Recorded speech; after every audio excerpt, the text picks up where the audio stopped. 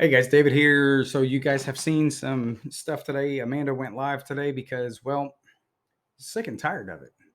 Quite honestly, you can only beat a dog so many times before it gets up and bites you. Don't care what species you are.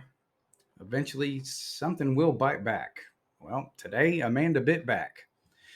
My wife has been harassed and stalked by this guy by the name of Shelby Lynn Stennett. That is a guy, Shelby Lynn Stennett.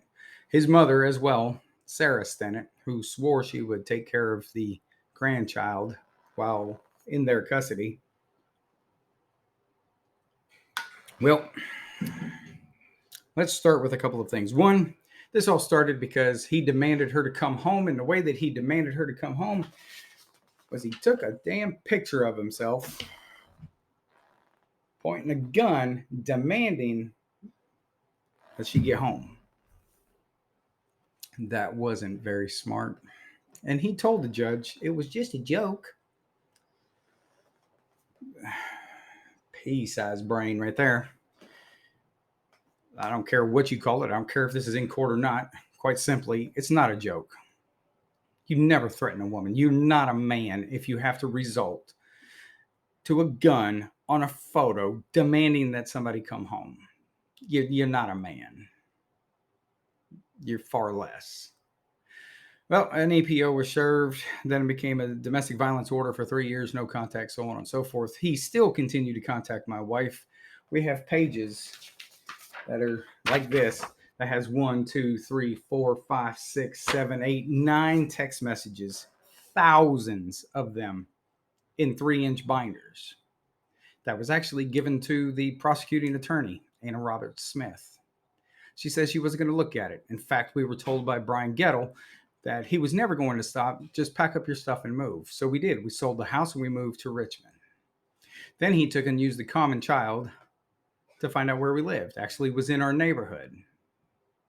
Fortunately, he didn't get close enough. So the harassment and charges just continued and continued and continued and continued and continued. And he's so innocent, but yet he delays every court case that he's ever been in. Delays, delays, delays, delays, delays. Every excuse in the book. I have all this proof. His proof, folks, that he's been telling you all this about has never been presented in court. Never. And all of his proof that he had was fraudulent. I'll get back to that in a minute. But let me tell you what other stuff that he's done. He reached out to my mother, who is now deceased. He reached out to my dad. He reached out to my ex-wife, who's now deceased. Also, even texted me and said that they hooked up after getting drunk, which is the reason for our divorce. Not to get personal, but that was just way wrong. But he just kept harassing, kept asking inappropriate questions to his son. His mother or the grandmother kept asking inappropriate questions to the grandson. Well, we kept trying to press charges. Nicholasville would not do it. Why? Because it wasn't a murder case? Why? Because it was just too much to handle? We've had state police involved, sheriff's office, Nicholasville Police Department, Richmond Police Department, KSP. And all those entities ignored my wife. Don't know why, but now they're paying attention. Because finally somebody actually listened. That was the FBI. FBI finally called Anna Roberts Smith and Brian Gettle's office and said, "Why are you not doing your job? Because if this man murders her, you're going to have a lot of questions to answer." Sure did. Brian Gettle, Anna Roberts Smith, quite honestly, we're public servants. And guess what? They did nothing to help us, even though we had documented proof. Nothing. I'm rather disgusted by your practice. Anyhow, it just kept going on, kept going on, kept going on. Well, COVID came into play, shut down the courts for 2 years. So everything was delayed by 2 years. Well, Nolan came home and tried to set the house on fire, tried to set the carpet on fire. He was like 5.5 at the time. Tried to set the house on fire again by lighting a fire with coal underneath the back deck. How does a 5-year-old and to a 6-year-old figure out how to bypass all these safety mechanisms? We know he's smart, but not that smart. So we took a delve into the legal system. We asked our attorney, can we take and record conversations? Because something is happening. He's doing stuff that is a danger to himself and a danger to us. Attorney said, yes, vicarious consent. The child is not at the age of consent to where he can make a decision to record a conversation or not. But because my wife had legal custody and guardianship over the child, she has vicarious consent to record. I'll tell you exactly how it was done. Ordered a little tiny voice activated microphone, and all it did was cut a little slit in his pants, wrapped it around his waist, up in the front in a soft spot. Picks up everything. Picked up 8 hours of conversation on Saturdays and 8 hours of conversation on Sundays. Then we found out that, yes, indeed, Shelby Stennett, yes, indeed, Sarah Stennett was a party to it, showing a 5 and 6-year-old, a 7-year-old even, how to light and bypass the safeties on every freaking lighter in the house. And to make it even better, they made it fun. It was a wish. So we found that out. Well, we couldn't listen to all the recordings all at one time because, well, we're working individuals. So we just kept the recording devices in his pants every Saturday, every Sunday. I don't know if you guys know this or not, but that's child endangerment, which is a felony. Felony. But let's continue on. He harassed me at work. He harassed Amanda. He harassed everybody. Harassed my parents. Just harassed everybody because he was throwing in a temper tantrum.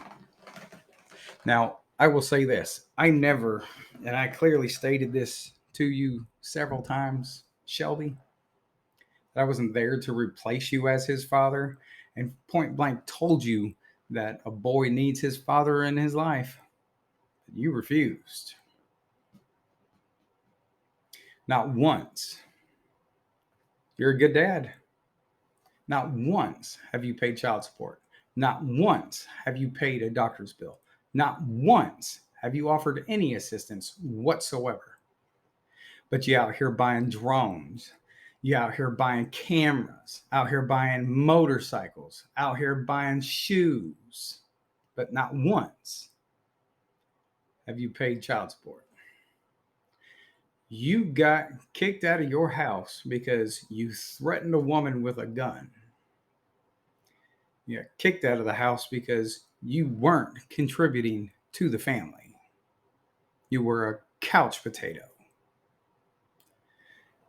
And then, because you're the victim, you weren't getting catered to, you thought it was okay to harass a woman. Thought it was okay to destroy all of her personal belongings. Thought it was okay to bleach and destroy all of her stuff that she received from her late husband who passed away. All the memorabilia that she had, you destroyed every bit of it. You planted drugs on her. You left the bleach bottle inside the damn shower with your little spoon. You destroyed the house. Destroyed the HVAC. You loosened her lug nuts. You're a coward. You're not a man. You're a pathetic coward. Let's continue on. He sat there and he bragged to everybody on Facebook. I almost felt sorry for you. I almost felt sorry for you, is what he said on a Facebook post. Well, let me tell you one thing. I do not feel sorry for you, and I cannot wait till that day comes.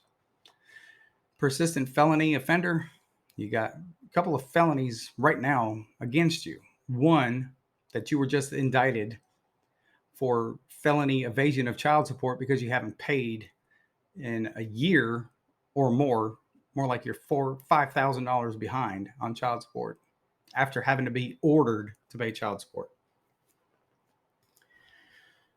Plus the felony damage that you did to the old house that I had to fix,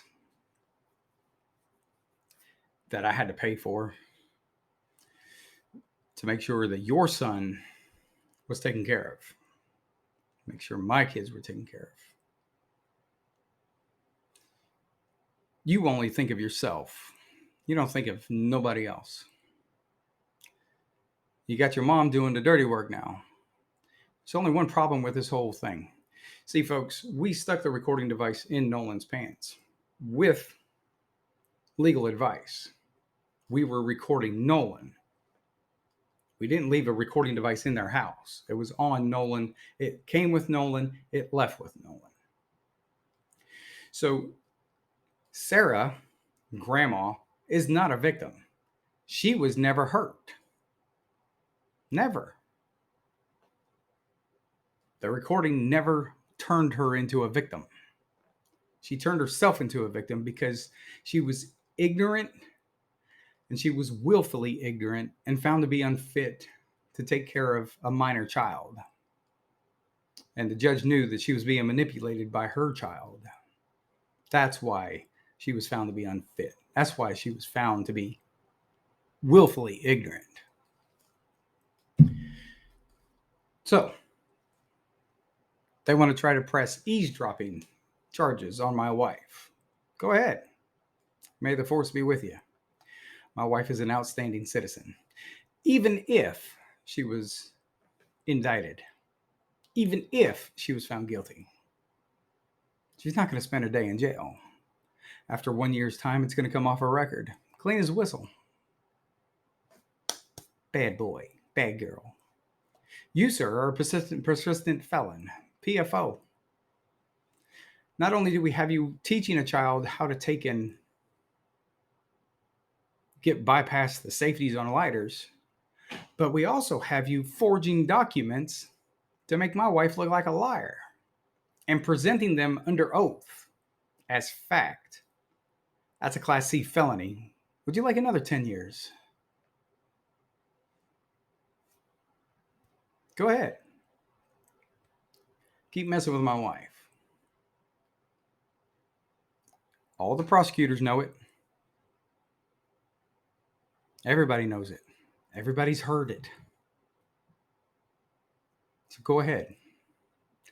Because not only did the father engage in teaching the child how to take and mess with lighters, but the grandmother was there too. And quite honestly, I worry about me and my own first. I don't care about you and yours, especially when you do this to a minor child. I don't care who goes to jail. Don't care. Best put your best makeup on. But go ahead. See, the other thing is too, is I don't know if you know this, but it is a felony to tell a special prosecutor, I just want her to drop the charges on my son so he doesn't go to jail. Well, that's tampering with a witness in a legal proceeding, which is a felony. Keep going. See, you know why my wife for the past 7 years hasn't said anything? Kept her mouth shut, never commented on Facebook or anywhere else. In fact, all the audio recordings never went anywhere else except for in our house. She never said anything because she just let that rope stretch and stretch even more so. See, the problem with narcissistic people is they run their mouth, and that rope just wraps around. And now you're scared to death. And now you're using your mama, who was not the victim, to press charges on eavesdropping. The person who actually is the victim is you. But you can't press charges, can you? Because, well, that's retaliation. Not only that, family court judge found in favor of Amanda looking out for the well-being of a child and not breaking the law. See, what your attorney didn't tell you is that there's a little thing, it's called exemptions. Vicarious consent. Nolan was not old enough to vicariously consent on a recording device. Mom was the legal guardian, full custodial guardian. She had the consent. She consents on behalf of the minor child. So, folks, you can believe what you want to, but I will tell you this. He's lied, cheated, manipulated at every turn. And we have all the documentation, every bit of proof. We have binders, 3-inch binders that are full, stacked with every conversation, every text message. Didn't matter what account it came from. We have everything typed, including IP addresses. So, you want to see the truth? Just ask for it. Ask Amanda. She'll give it to you. She's no longer embarrassed and she's no longer afraid. You, sir, your saving grace is I'm a paramedic, because had I not been, it's been a different story. Because a man can only take so much abuse from another man messing with his wife. But you're a persistent felon. You have another couple of felonies on the back burner right now. I wouldn't try the waters. Really wouldn't. I suggest you just take and go on about your merry way. But you want to continue this, that's fine and dandy. Like I said, everybody knows about all the paperwork we have. Everybody. There is no lie that you can spew right now to save your reputation. Why don't you tell people how you got that motorcycle? I believe it was in our court case. Yeah, it is. In our court case, the 4-hour and 15-minute video that you have, why don't you play that video for everybody to see online, since you have it readily available? Why don't you just play the whole court case on YouTube like you did? I bet you won't, because then everybody's going to see the real side of you and how you bought your motorcycles with cash. How does one with no job actually pay for a motorcycle with cash?